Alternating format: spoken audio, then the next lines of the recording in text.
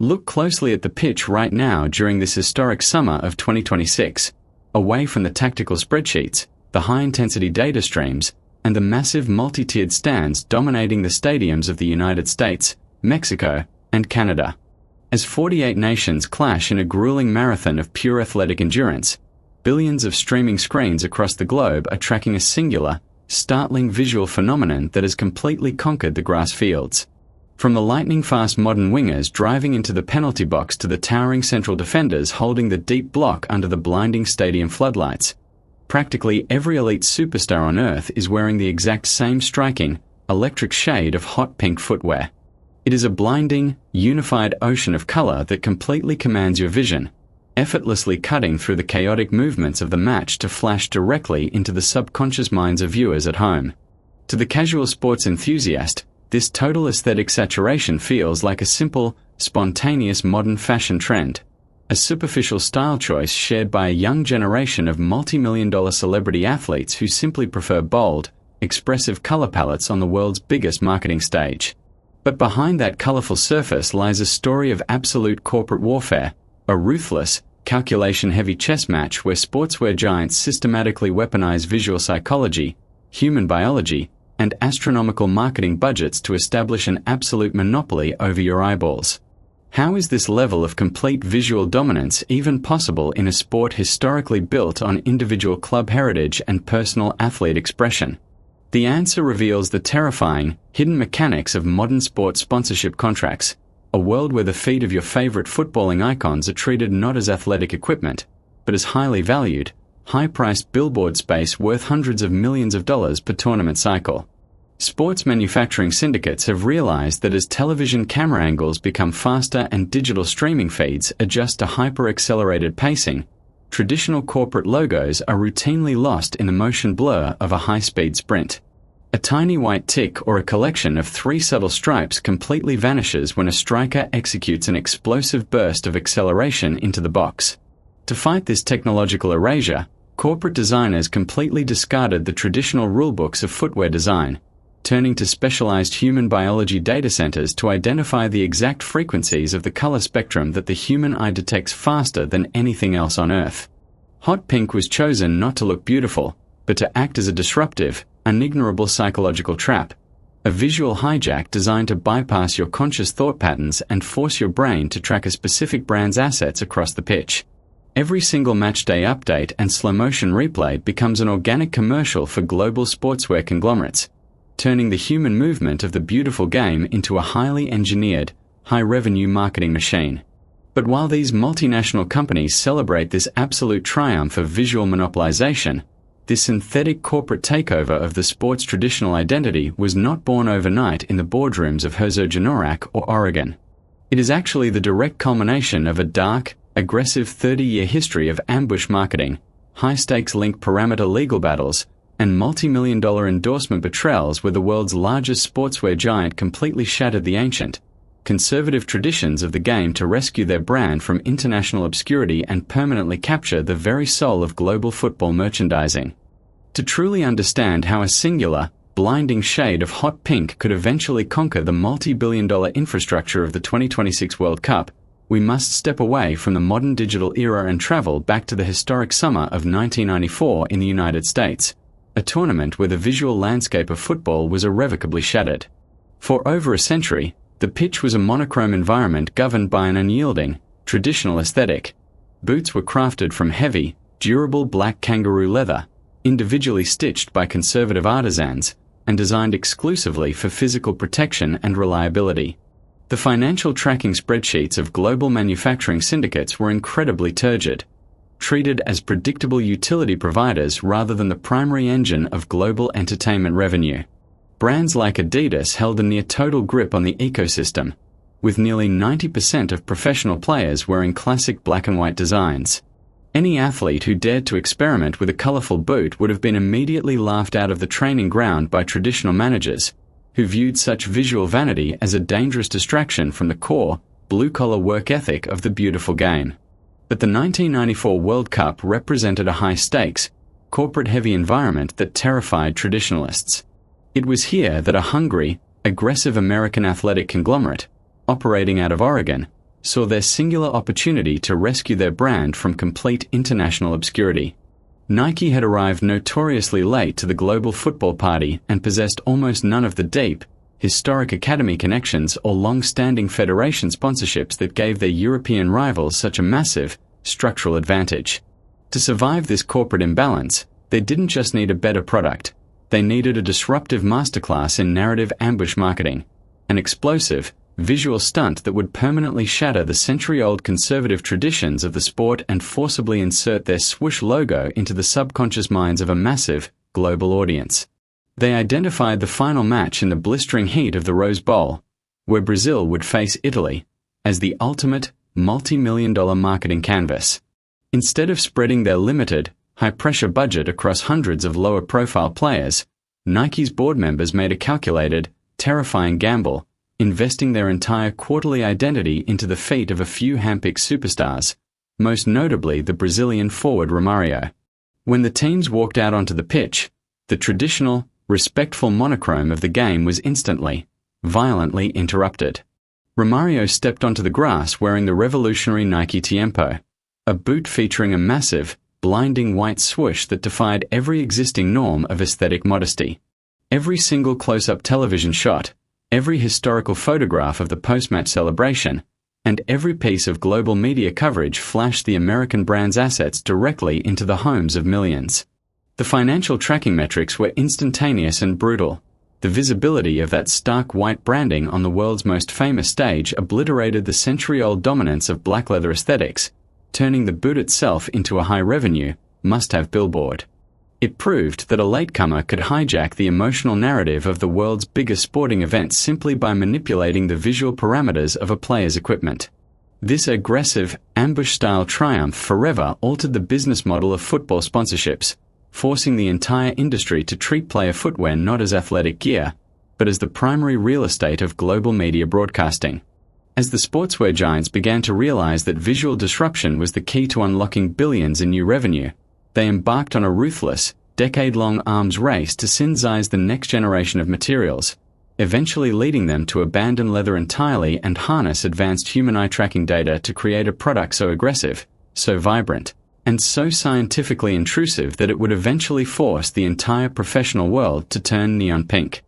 The 1994 ambush in Pasadena had permanently altered the commercial landscape, but it also triggered a ferocious, multi-billion-dollar technical arms race that would soon render the traditional concept of a football boot completely obsolete.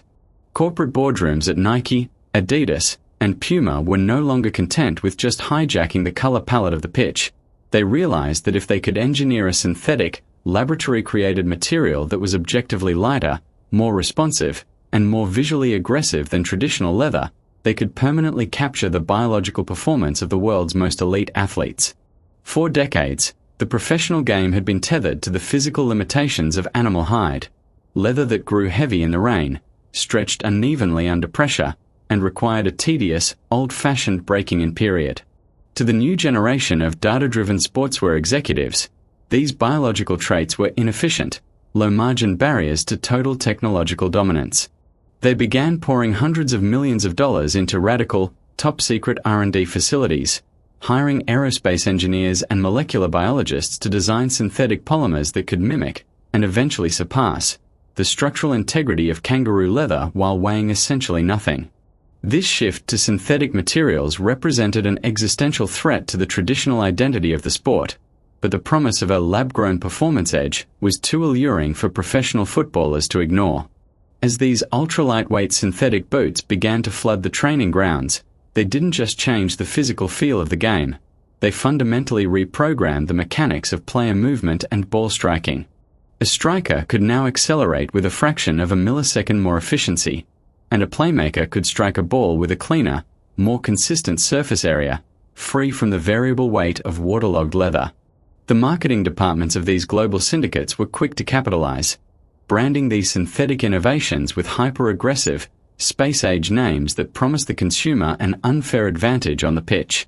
They successfully commodified the idea that the secret to becoming a world-class legend was not just raw talent, but the technological superiority contained within the materials of the footwear itself. However, this transition into a high-tech, synthetic environment created a massive, unforeseen problem for the marketing teams.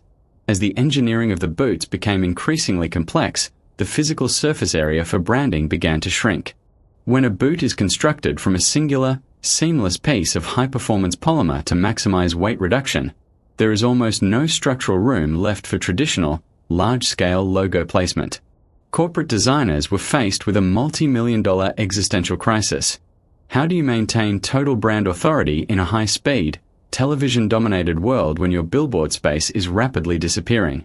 The solution they engineered was as brilliant as it was manipulative. If you cannot display a large logo, you must make the entire surface of the boot an unmistakable, disruptive beacon of pure, concentrated color. They began utilizing advanced human eye tracking studies to map out how the brain filters out noise during a match and locks onto specific, high-contrast frequencies. It was here, in the cold, clinical glow of the material science laboratory, that the decision was finalized to push the aesthetic boundaries into the territory of extreme, neon electric palettes. They weren't just creating a product, they were engineering a visual parasite that would eventually cling to the feet of every athlete on the pitch, turning the World Cup into a vibrant, high-priced, neon-colored commercial loop that would be completely impossible to look away from, even for a single second. Yet, as the boots became brighter, the players themselves were becoming more and more trapped within the strict, data-driven parameters of these multinational sponsorship empires, leading us into the darker, more coercive reality of the 2000s, where the loyalty of a superstar could be bought, sold, and legally enforced by the strike of a digital pen.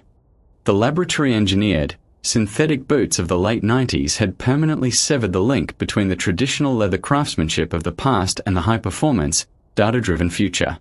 However, as the 2000s arrived, the boardroom strategists at sportswear giants like Nike and Adidas realized that engineering the perfect technical boot was only half the battle.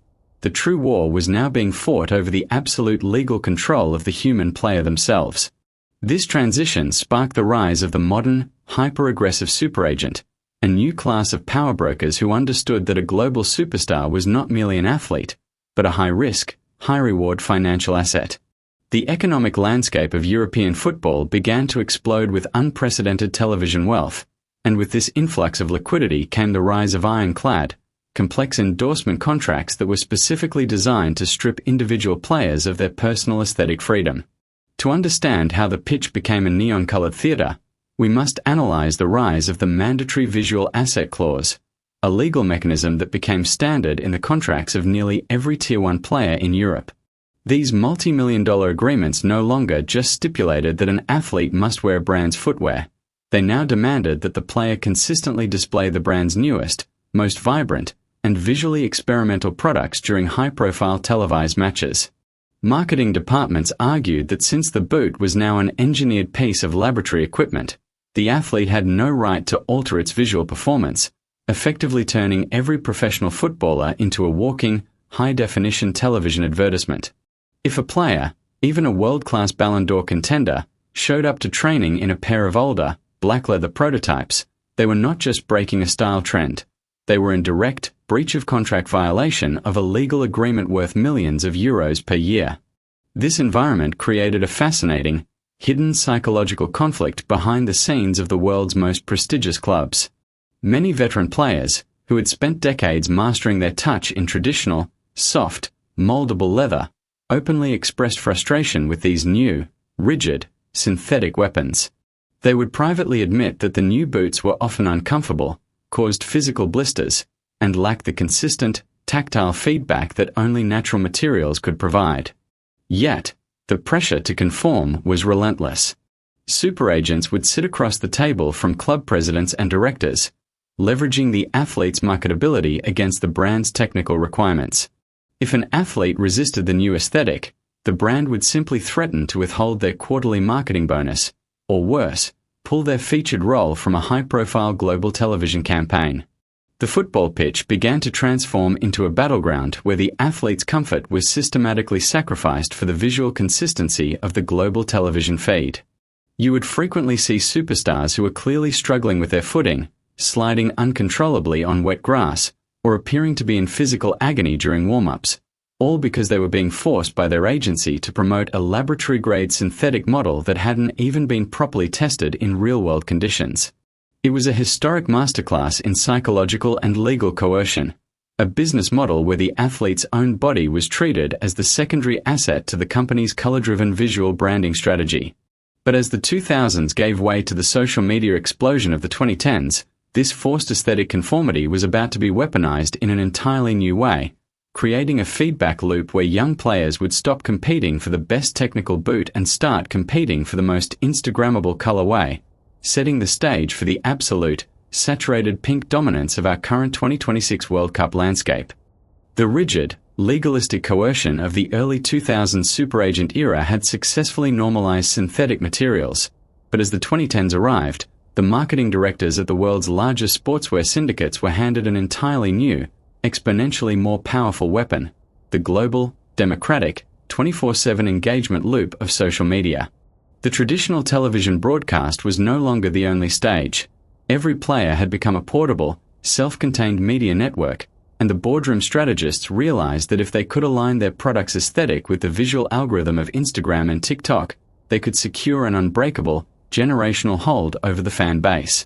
This birthed the digital aesthetic optimization phase, a period where sportswear design teams began working directly with social media growth hackers to engineer products specifically for the small, vertical screens of smartphones. They understood that in a scrolling, ephemeral feed, a traditional, subtle black and white boot would be invisible, instantly dismissed by the subconscious eye of a user rapidly moving through content. To remain relevant in this hyperfast digital ecosystem, the physical product had to become a visual explosion, a high-saturation, vibrant, neon-colored digital icon that begged to be clicked, shared, and showcased in a high-definition filter.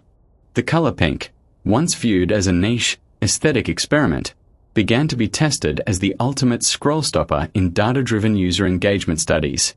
These companies discovered that the specific hue of hot pink triggered a higher rate of thumb-stopping behavior, leading to more immediate engagement metrics and significantly longer dwell time on product-related content. Every single professional footballer was effectively pushed to become a digital influencer. Their personal training sessions and matchday arrivals transformed into high-gloss content pipelines for the brand's global identity. The football pitch was no longer just a physical battleground. It was a content creation engine where the vibrancy of the boots provided the necessary pop of color to make a static post look professional, polished, and premium. The consequences for the traditional matchday experience were profound. Young fans, growing up in a world where digital engagement was synonymous with the sport itself, began to associate technical excellence not with the subtle, classic craftsmanship of the past, but with the specific, vibrant neon aesthetics they saw trending in the viral clips of their favorite superstars.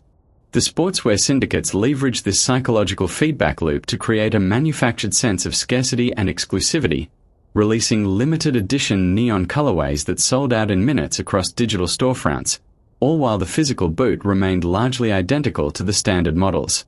The players themselves became trapped in this constant cycle of aesthetic demand. They were now expected to change their footwear colorway with every major digital marketing campaign, often juggling 3 or 4 distinct, garish designs over the course of a single season. This environment completely erased the last remaining vestiges of the player's personal, long-term connection to their equipment. The days when a legendary striker would wear the same specific, perfectly molded leather boot for 3 consecutive years were finished, replaced by a ruthless, planned obsolescence model that forced constant change for the sake of the algorithm. Fans were no longer purchasing a tool for the sport. They were purchasing a digital status symbol, a piece of content that connected them directly to the visual identity of their online idols. This shift turned the sports commercial machine into a self-perpetuating loop of constant, color-coded desire, where the pursuit of the next big colorway became as important as the pursuit of the goal itself. But while the brands enjoyed this unprecedented era of digital penetration, the sheer physical intensity of this cycle was creating an unsustainable, high-stress atmosphere for the athletes, who are now being managed as high-performance brand managers rather than just elite competitors, setting the stage for the massive, structural collapse of player autonomy during the high-stakes, hyper-monitored lead-up to the 2026 World Cup. The rise of the digital influencer era had successfully transformed the football pitch into a high-definition runway, but by 2020, the major sportswear syndicates had moved beyond simple social media optimization. They began utilizing hyper-advanced, biometric laboratory data centers to synchronize the physical performance of their footwear with the relentless, data-hungry demands of global e-commerce. The football boot was no longer just a design project. It had evolved into a biometric laboratory weapon where every stitch, every synthetic layer, and every gram of weight was calibrated based on massive, real-time datasets collected from millions of users worldwide.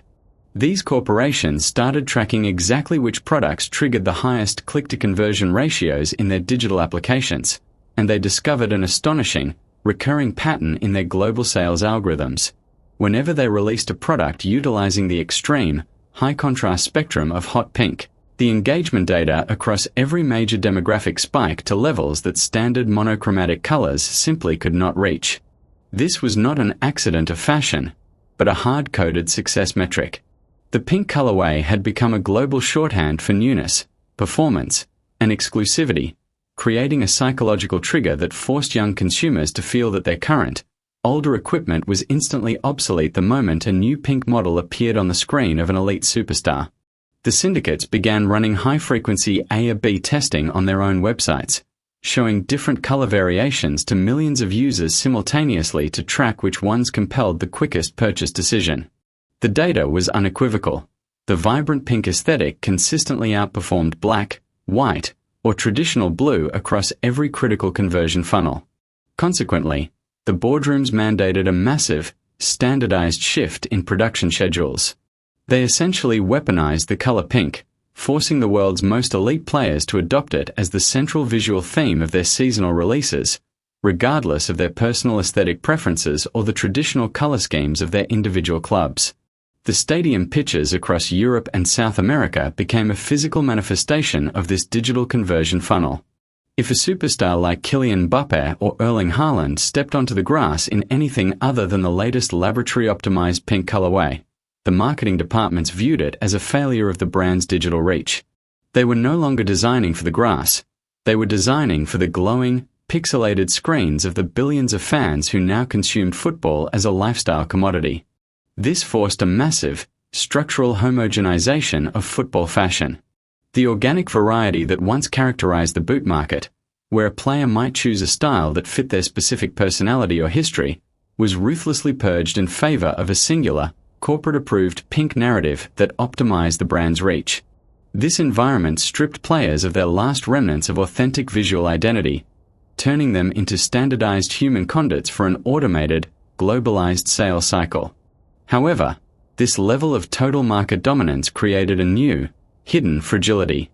As the sportswear giants pushed harder, demanding that every single player move in tandem with their specific, pink-hued release schedule, the athletes began to suffer from a lack of genuine, long-term equipment stability, often struggling to adapt their precise, high-performance touch to a constant barrage of new, experimental synthetic textures that were switched out every few months to satisfy the quarterly earnings reports of distant shareholders. The pitch had become a high-stakes, data-governed theater of artificial demand, where even the world's most talented humans were struggling to maintain their elite physical edge within an industry that valued the algorithm of the sale far more than the integrity of the performance. Yet, as this saturation reached its absolute boiling point, the world was about to face the most massive, disruptive, and controversial expansion in the history of the sport, a corporate-led growth initiative that would eventually force every single nation on Earth to bow to the new, pink-saturated global standard. By the spring of 2026, the global football landscape had reached a state of total, inescapable saturation. The aggressive, decade-long transition from traditional leather to laboratory-engineered synthetics had finally reached its ultimate commercial goal: the complete, absolute synchronization of every elite athlete's visual presence with the high-revenue, data-backed color palettes chosen by the global sportswear syndicates. What had begun as an experimental, ambush-style marketing stunt in 1994 had evolved into a sophisticated, inescapable surveillance grid of commercial identity.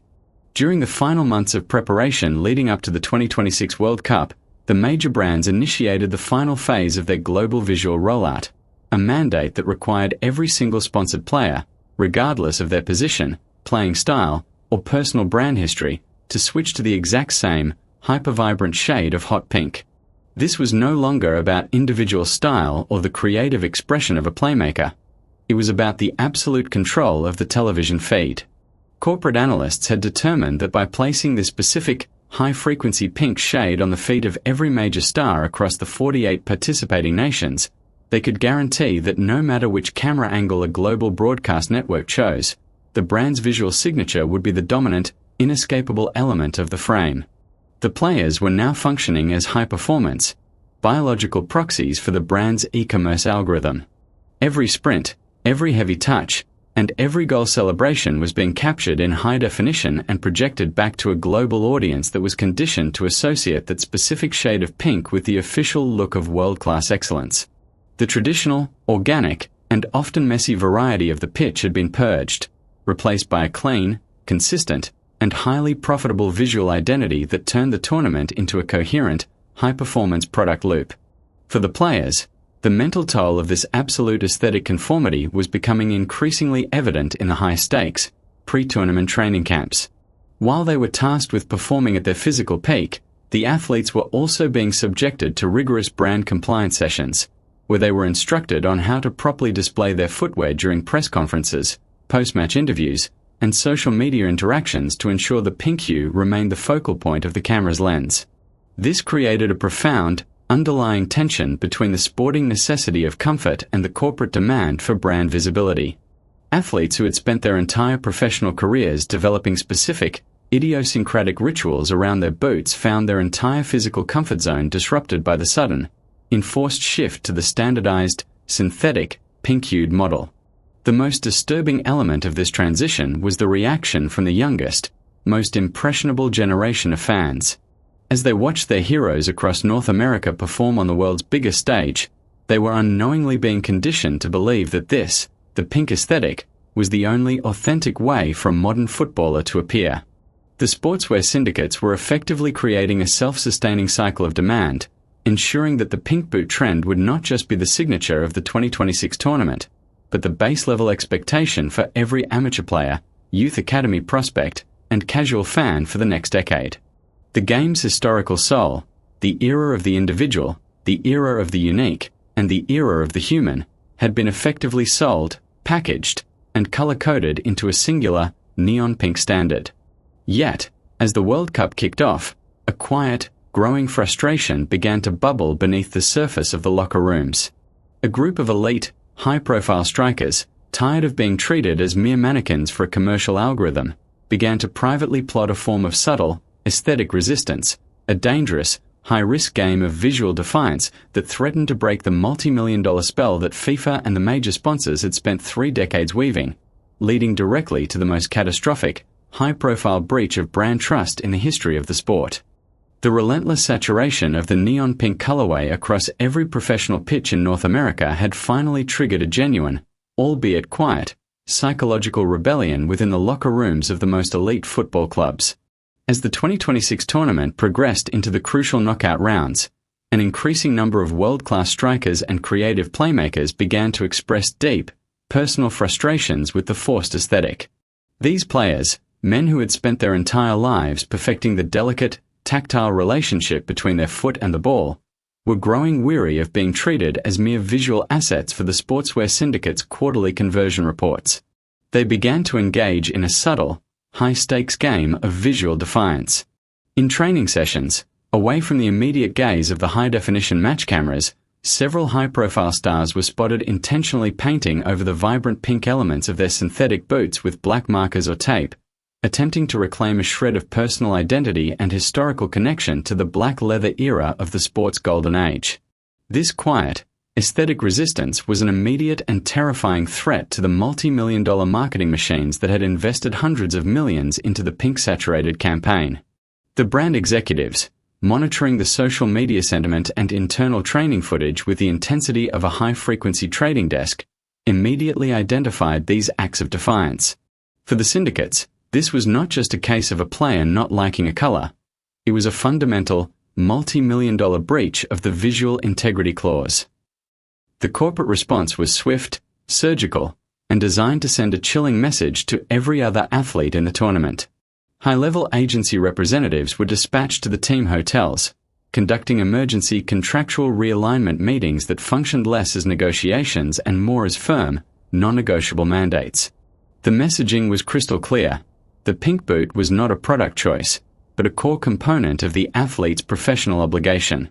Players were explicitly warned that any further attempt to deface their equipment, or even to publicly voice a preference for traditional footwear, would result in the immediate triggering of severe, career-threatening penalty clauses. These penalties were not just monetary, they involved the systematic withdrawal of personalized brand support, the cancellation of upcoming, lucrative commercial appearances, and the potential for a total blackout in the brand's global media presence. The corporation had successfully locked these stars into a contractual gilded cage where their visual autonomy was effectively surrendered upon the signing of their initial agreement. The chilling effect of these meetings was instantaneous. On the match days that followed, the sight of taped-over or marker-stained boots vanished entirely from the training grounds. The players, cognizant of the catastrophic financial and professional fallout that awaited them, returned to the pitch wearing the pristine, neon-pink synthetic gear, their movements and expressions carefully curated to avoid any appearance of discomfort or non-compliance. It was a victory for the boardroom, but a profound, demoralizing loss for the humanity of the sport. The pitch had been successfully sanitized, the visual consistency of the tournament feed was secure, and the marketing machine's global conversion funnel continued to churn along without a single, visible error. Yet, this absolute corporate crackdown had a secondary, even more dangerous effect. It planted the seeds of a deep-seated resentment that was beginning to fester behind closed doors, a simmering anger among the sport's most influential figures that was looking for a much larger, more explosive stage to finally strike back against the machine. The pressure was mounting, and as we head into the final, high-intensity phases of this World Cup, the stage is set for the most dramatic breach of corporate trust in the history of the game. The chilling effect of the agency meetings, which had successfully silenced the initial wave of aesthetic dissent, proved to be far more temporary than the corporate boardrooms had anticipated. By the time the quarterfinal stages of the 2026 World Cup arrived, a collective, unspoken tension had settled over the training grounds. A core group of elite, high-profile strikers, men who controlled the most valuable visual real estate on the pitch, had begun communicating through encrypted channels, organizing what would become known as the Strikers' Mutiny. This was not a public protest or a grand manifesto. It was a subtle, tactical operation designed to challenge the visual monopoly of the sportswear syndicates on the biggest stage in sporting history. Their plan was to systematically rotate their footwear during the high-stakes semi-final matches, wearing different, non-corporate approved colorways that had been carefully smuggled into the tournament by independent agents. The goal was to prove, in front of a global audience of billions, that the brand's total pink visual identity was an artificial construct, not a universal requirement for elite performance. However, the sportswear syndicates had already integrated themselves into the tournament's very infrastructure. The digital surveillance state they had helped build within the stadium logistics was now being used against the players themselves. As the strikers attempted to coordinate their collective move, they were unaware that their encrypted communications, conducted via the same high-tech biometric devices provided by the tournament's official tech partners, were being intercepted. The brands were monitoring everything: training heart rates, movement patterns, and, crucially, the metadata surrounding their sponsored athletes' digital lives. The moment the syndicates confirmed the mutiny, they activated the final, most invasive tier of their contractual control. Using real-time location data and the haptic feedback systems embedded in the player's own training kit, the brands began sending automated, intrusive contractual compliance warnings directly to the athlete's personal devices. These were not just warnings, they were active, digital threats. The syndicates utilized their massive lobbying power to inform the players that their specific movement data during the knockout stages was being logged as non-compliant behavior, which would trigger immediate, publicly damaging leaks of their internal performance metrics to the media. If a player went through with the visual protest, they weren't just risking their contracts, they were risking the curated, hyper-perfect version of their professional reputations that the brands had spent years constructing. The power dynamic was absolute. The players were being forced to participate in their own aesthetic imprisonment, realizing that the very technology designed to improve their game was now being used to psychologically dismantle their desire for individual expression. This corporate crackdown reached its peak inside the quiet, sterile atmosphere of the players' tunnel before the semifinals. Each striker was greeted by a brand representative, standing as a silent, intimidating sentinel, monitoring which boots the players were physically lacing up before they stepped onto the turf. Any player attempting to circumvent the order was pulled aside for a final review, a thinly veiled tactic of psychological warfare designed to break their resolve in the final minutes before the match. The mutiny was systematically dismantled, one player at a time, until every single star walked onto the pitch wearing the mandatory, corporate-approved neon pink footwear, their expressions masks of forced compliance. It was a dark, defining moment for the sport, signaling that the era of individual human defiance on the pitch had been successfully eradicated by the cold, calculating efficiency of the data tracking machine. The commercial machine had successfully won, but the public, watching from the stands and through their screens, had begun to sense that something fundamental, something human, was being stripped away from the game they loved, leaving the atmosphere ahead of the grand final thick with an uncomfortable, haunting silence.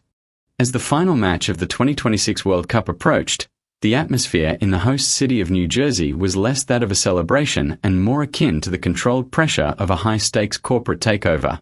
The sportswear syndicates, having successfully crushed the localized, locker room rebellions, were now fully committed to the final presentation, a carefully choreographed, broadcast-ready spectacle that required every single visual element, from the warm-up kits to the individual footwear of the 22 men on the pitch, to be perfectly uniform.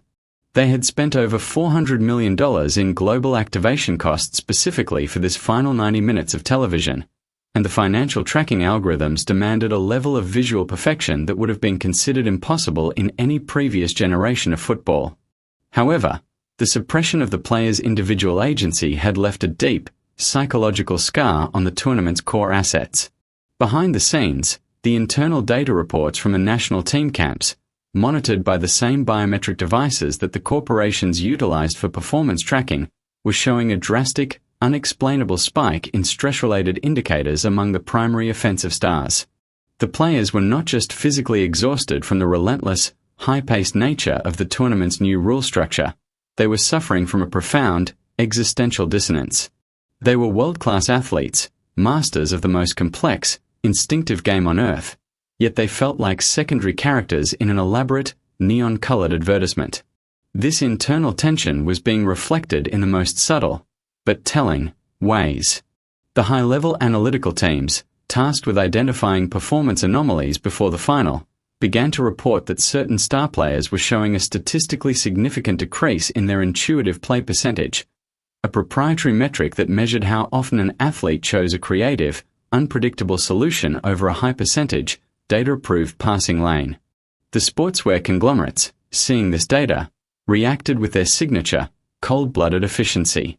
They didn't see human stress or a loss of creative spark. They saw a brand alignment issue.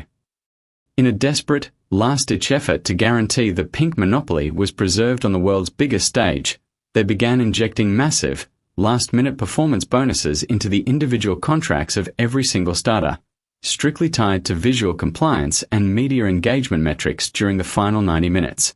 They were effectively trying to buy the players' psychological buy-in, using the same financial brute force that had made Victor Osimhen's summer saga such a chilling example of modern transfer mechanics. The players were being forced to accept that their presence in the final was not just a testament to their athletic mastery, but a contractual obligation to serve as the face of a predetermined, color-coded marketing event. The illusion of player freedom had been thoroughly stripped away. When the final rosters were submitted to the television networks, the brand teams had already confirmed that every single boot on the field would feature the signature, neon pink colorway, a visual guarantee that would allow the syndicates to claim a total, absolute victory in the history of sports branding. But this overwhelming victory for the spreadsheet was masking a dangerous, boiling reality. The fans in the stands, increasingly aware of the cold, clinical, and artificial nature of the match, were beginning to tune out of the commercialized spectacle, creating a disconnect that would soon explode in a way no marketing algorithm could ever have predicted. We are now standing on the very edge of the final, the moment where the artificiality of the product faces its ultimate, most dramatic test. Everything is prepared for the whistle, but the human element of the game, the unpredictable, messy, and passionate drive that originally created the World Cup, is waiting in the shadows to reclaim the narrative in the final, climactic moments of our journey. The atmosphere inside MetLife Stadium was electric, charged with the kind of frantic energy that only a World Cup final can produce. The sportswear syndicates had succeeded in their visual conquest.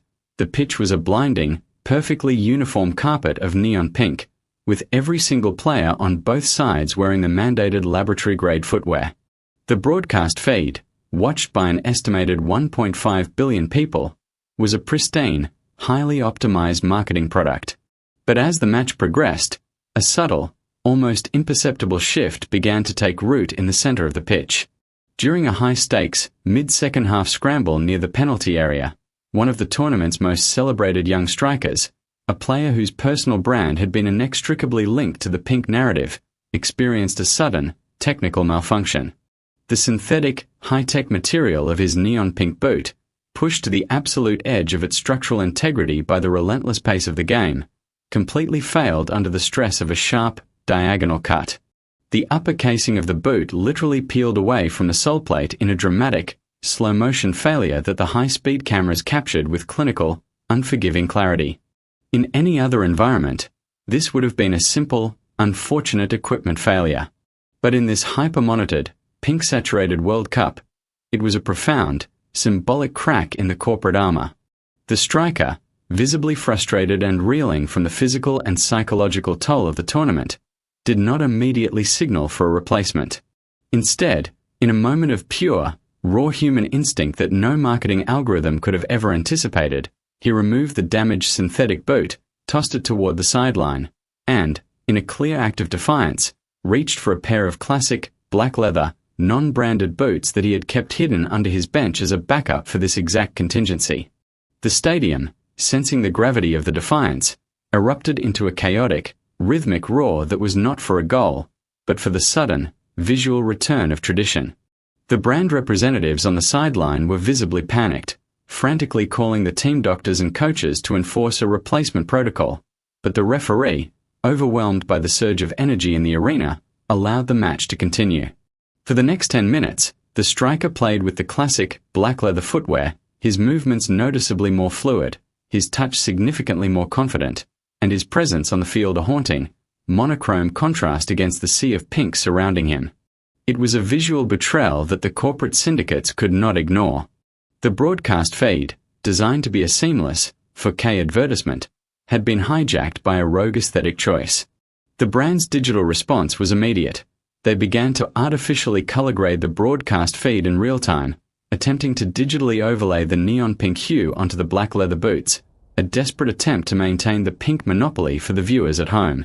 But the technical artifacting, the shimmering, ghosting images where the black leather bled through the digital pink filter, was clearly visible to everyone watching, creating a surreal, uncanny visual experience that turned the final into a debate about the very reality of what the fans were watching. This digital battle, happening simultaneously with the physical match, was the ultimate, chaotic confrontation between human agency and corporate control. The stadium was no longer just watching a football match. They were witnessing the fragility of the entire branding trap that had defined the 2026 World Cup. The tension became so thick that the players themselves began to acknowledge the disruption, with several other stars on the field casting sideways glances at the black leather boots, their own compliance wavering in the face of such a defiant act. The sportswear giants had spent hundreds of millions to ensure a perfect, pink visual narrative, but in a matter of seconds, that entire investment had been undermined by a single piece of torn synthetic material and one man's desire to play the game on his own terms. We are now in the closing minutes of this final. The world is watching a distorted, glitching broadcast of a sport in an identity crisis, and the result of the match has become entirely secondary to the question that will now haunt the future of the game. Can the human spirit ever truly be packaged and controlled by a digital algorithm, or is the era of the pink monopoly about to end in a historic, global revolt? The whistle that signaled the end of the 2026 World Cup final in New Jersey did not just crown a champion. It signaled the conclusion of the most expensive, highly engineered marketing experiment in the history of global sport. As the victorious players collapsed onto the field, their feet still encased in the neon pink synthetic gear that had been mandated by their corporate contracts, the post-match celebration was a masterpiece of brand synchronization. The trophy presentation, the lap of honor, and the global press conferences were all strictly choreographed to ensure that the pink visual identity remained the focal point of every photograph. The sportswear syndicates had achieved their objective. A $400 million war had successfully transformed the World Cup into a singular, cohesive, and perfectly legible television product that the algorithms could process, track, and monetize with ruthless efficiency. But as the confetti settled and the cameras began to pack away their equipment, a haunting, lingering question remained for those who truly loved the soul of the game. At what cost was this perfection achieved? We have witnessed a decade-long transition where the physical equipment of the professional athlete was stripped of its individuality, where the tactile nuance of a player's touch was sacrificed for the visual consistency of a broadcast feed, and where the human athlete was treated as a disposable node within a multinational conversion funnel. The pink monopoly was more than just a fashion trend or a clever branding campaign. It was a physical manifestation of a broader, systemic shift within football, a shift where data, metrics, and shareholder value have begun to exert a gravitational pull that is slowly crushing the unpredictable, human spontaneity that first gave this sport its global power. The individual stories that define the legends of the past, the unique, scuffed boots, the personalized modifications, the aesthetic choices that defined a player's character, are being methodically erased by the standardized, neon-colored efficiency of the modern corporate machine. We are moving into an era where the professional game is becoming an increasingly closed-loop system, managed by the same algorithms that suggest our next purchase or determine the reach of a social media post. And while the revenue figures continue to shatter records, the disconnect between the pristine, perfectly branded product on our screens and the raw, grassroots reality of the sport continues to widen. Fans, whether they realize it or not, are feeling the erosion of that authentic emotional connection. The game is faster, more technically precise, and visually breathtaking than it has ever been, but it also feels increasingly synthetic, distant, and carefully managed by interests that prioritize the quarterly balance sheet over the chaotic, beautiful poetry of the beautiful game. So, what is the legacy of this pink-saturated 2026 World Cup? It serves as a stark warning. The legends of tomorrow will not just be judged by their ability to conquer the pitch. They will be judged by their ability to navigate the corporate branding traps that dictate their very identity. But history reminds us that no monopoly, no matter how well-funded or technologically advanced, can permanently suppress the human desire for genuine, unscripted defiance. The game will always possess a latent, explosive potential for change, waiting in the shadows of the boardrooms, ready to reclaim its narrative from the algorithms and the spreadsheets. The lights may dim on New Jersey, the neon pink gear may eventually be replaced by the next generation of synthetic innovation, but the story of the beautiful game continues, and as we know here at the Football Archive, every legend has a story that the highlights never show. Thank you for walking this path of inquiry with us, exploring the hidden gears of the sport we love. If this deep dive resonated with your passion for the truth behind the highlights, ensure you subscribe to our channel. We are already digging into the archives to bring you the next untold mystery of the beautiful game. See you in the next one. Bye.